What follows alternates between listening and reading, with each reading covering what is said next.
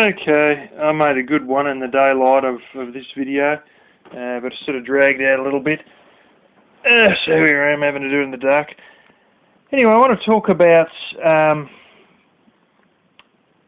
no money is not the real problem.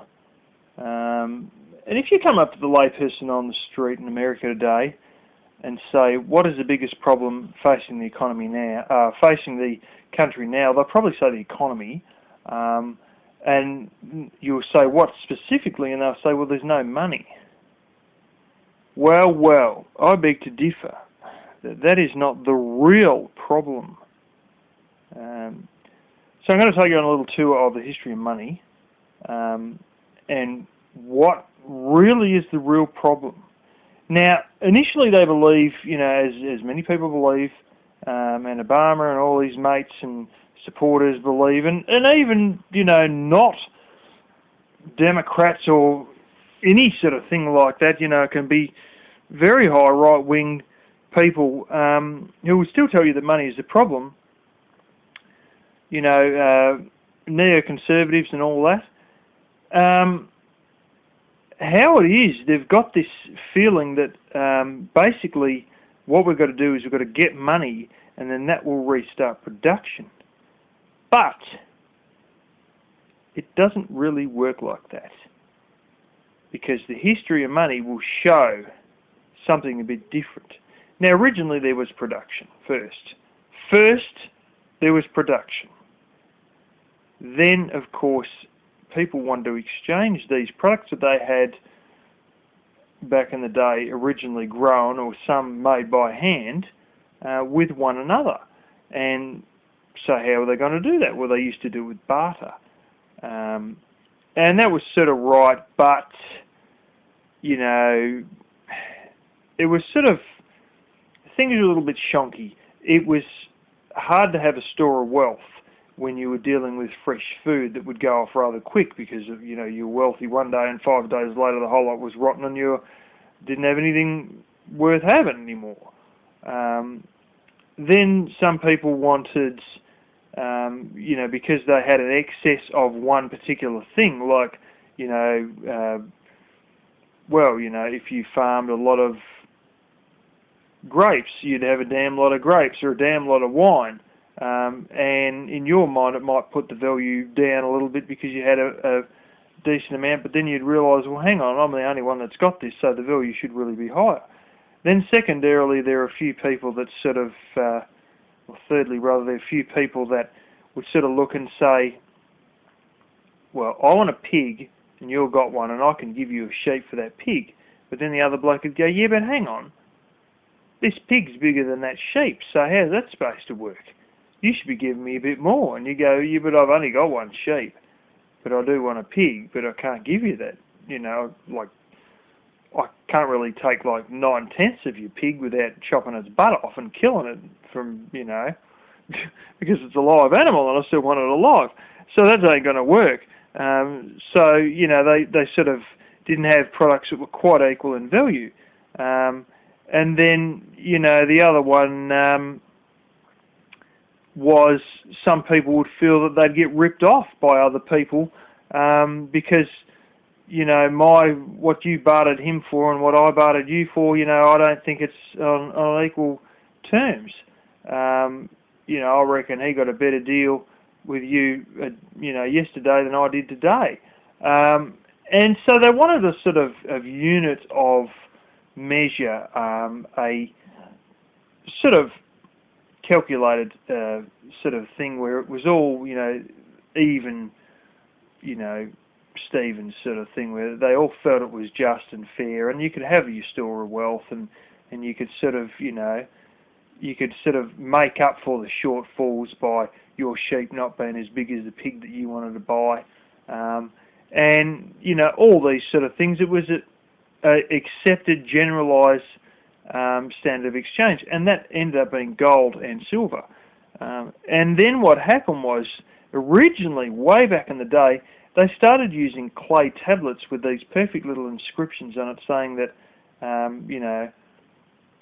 it basically, banks first started as vaults, to store your gold, to stop your gold being stolen. And then you would have these little clay tablets that you go in and exchange your gold back for those clay tablets, with little inscriptions on them saying that, this clay tablet will on handing it over, will render a certain amount of gold to you, and whatnot. And you had little storage fees for storing your gold and keeping it safe, because it wasn't back in civilized days then. People would get mugged all the time for their gold and murdered for it and whatnot. And then that was all right. And then they sort of times moved on a little bit, and they ended up in the realm of the Knights Templar, which were knights who did move a lot around Europe and whatnot. I think they were mercenaries, I'm pretty certain. But the Knights Templar, also in their moving around Europe, managed to create a banking system, and they made use of a thing called a promissory note, which is essentially a piece of paper with the same thing written on it as what the clay tablets had to have written on them years and years ago. And that was that if you handed this over, then it would redeem you for a certain amount of money. And these Knights Templar mercenary also made very good money protectors, or gold protectors rather, and they had bank branches all over continental Europe in the medieval times, and quite simply they would issue these promissory notes, and you could exchange them at any one of these banks all across Europe in the medieval days. And essentially those promissory notes become as good as the gold that was backing them, because people don't want to go to the bank and then get the gold out of the bank just to turn around and put it in another bank or hand it over to someone else, and get promissory notes of a different kind. So in the end, people just gave up going to things, getting gold out that they didn't really want to, didn't feel safe having in their house. So they went and these promissory notes sort of basically become as valuable as the gold that was backing them. And that become the money that we know today. But the bastards have taken the gold out, haven't they? Bastards. What happens with the US dollar now is it's backed basically by a deal done with OPEC, whereby all OPEC trades would be done in US dollars, and it's essentially become the petrodollar, because it's just what you got to use for oil trade if you're in an OPEC country. That was originally the deal that was made back under the Nixon administration, and quite simply, somehow things got out of proportion. Somehow money got given this magical property. It isn't even worth the gold that used to back it anymore, because it no longer is backed by gold. So it's a fiat currency. It's not actually worth anything except for that petrodollar status and the confidence that people have in it, that they will be able to get another person to accept it in exchange for goods, products or services. And the funny thing about all this is somehow it all blurred at some point, and money becomes some magical thing with songs like "I Want to Be a Billionaire So Friggin' Bad." It's up there in people's fantasies. It's in their dreams. It's in their, if I could be anything, what would I be? I'd be a millionaire. And all this sort of hype that's gone with it. But this is the whole point. They've lost the bloody plot.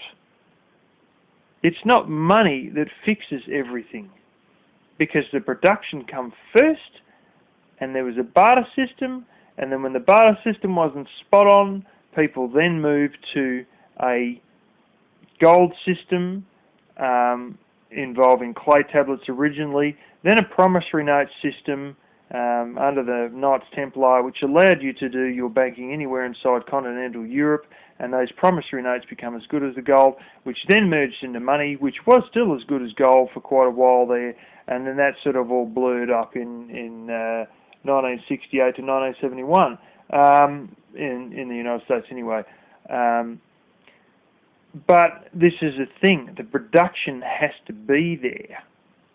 And it used to be a case of, there would be one person in the whole scheme of things that would be getting hold of gold and refining that gold, or at least mining it.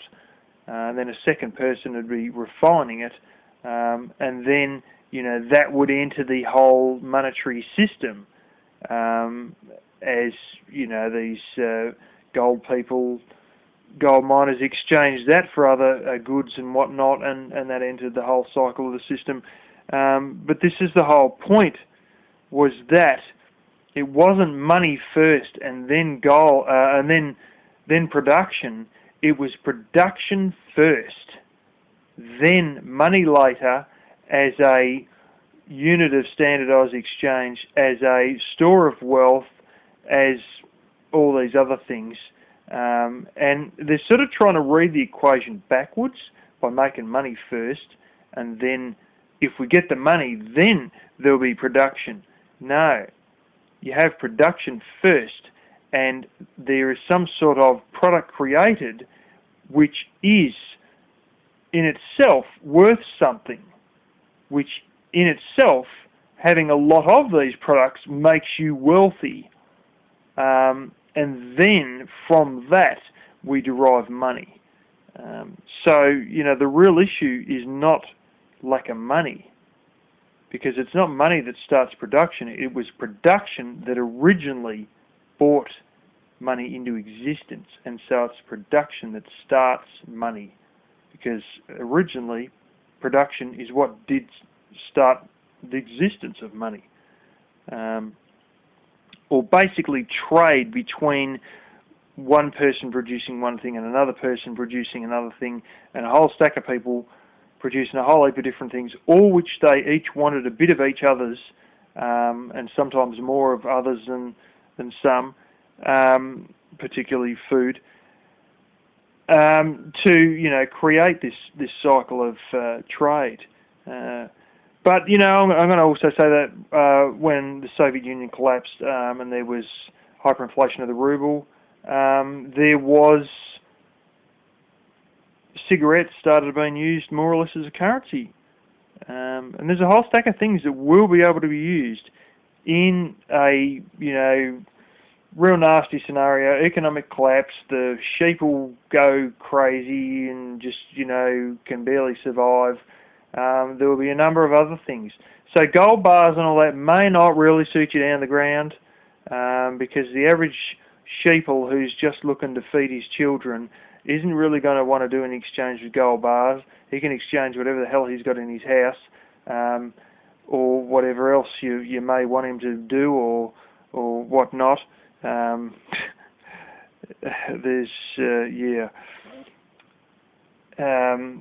I believe if there is a bad situation, the lines may blur a bit in accordance to, prostitution. It has happened in other countries, particularly in the 1980s. In Brazil, there was a big gold mining area, and things went a little bit crazy there, and child prostitution became common. And I think in a really bad grid down scenario, and the man runs out of stuff to hand over in exchange for food, there will be more than just plasma screen TVs getting swapped for food, if you know what I mean. But there's a number of things which I think will ensure you a bit of a chance with a currency now that, while the average person wouldn't want gold bars, they will want food. So if you can produce food, or even store a lot of dehydrated food, that can be used as an item of barter. Another one which I think is an absolute ripper is toilet paper. And another one I think is chocolate. And anything else, painkillers, I reckon would be brilliant. Another one is shoes. How hard is it going to be to come across a nice clean pair of shoes that haven't been worn before? You can get them for peanuts now at Walmart, but what will you be able to get them for after? So I'm going to put a whole bunch of things in the description which I think will be really good barter items, aside from some of the obvious that when everybody runs out you'll see, which prostitution will be one of them. But if you can store some of these things up now, they can act as a currency later on.